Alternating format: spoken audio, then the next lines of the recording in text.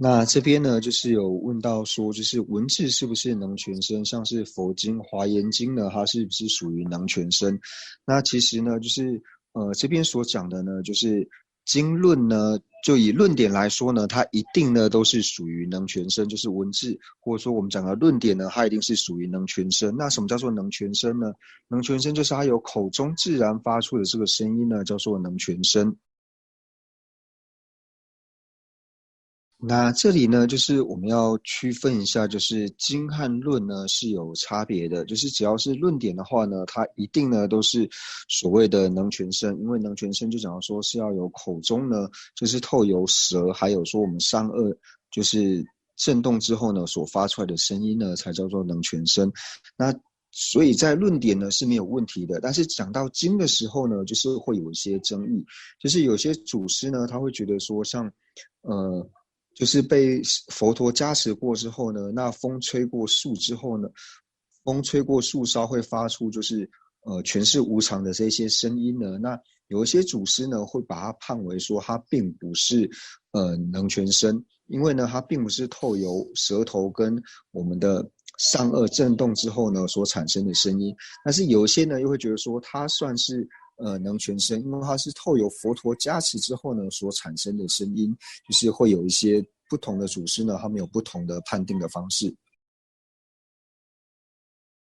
那所以呢，就是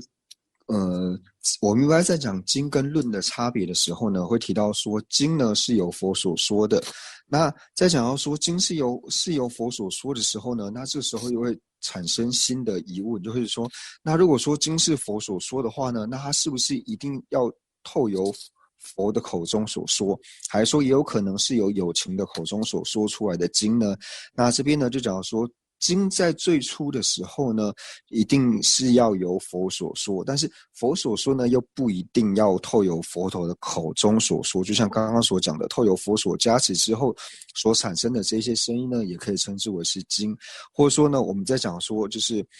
比如说以心经来说，就是佛所加持的经，不一定要佛亲口所说。像透由佛加持之后呢，那由舍利佛口中所讲出的心经呢，那它也是属于经，因为它是属于佛所加持的经，但是并不是佛陀亲口所说的。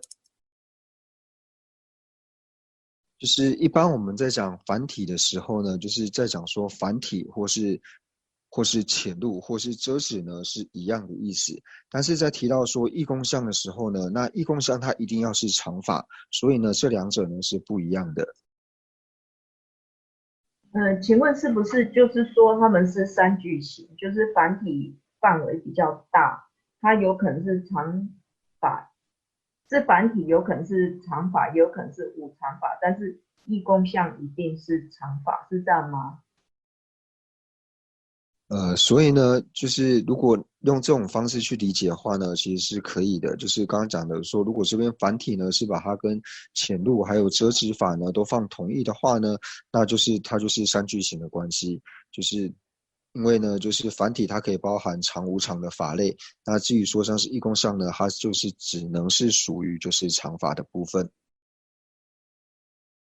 那另外想请问哈，今天课程的最后一段讲到说那个遮前法有分4种，那第一种那个不令引出成立法是不是就是无遮？就是讲到说，就是如果说不令引出成立法呢，它不一定会是无遮。就提到说，就是白天，天寿胖子白天不吃，然后呢，呃，非受子这一点，那他虽然说没有另外引出其他的成立法，但是他也不能归在五遮里面。这边有提到说，就是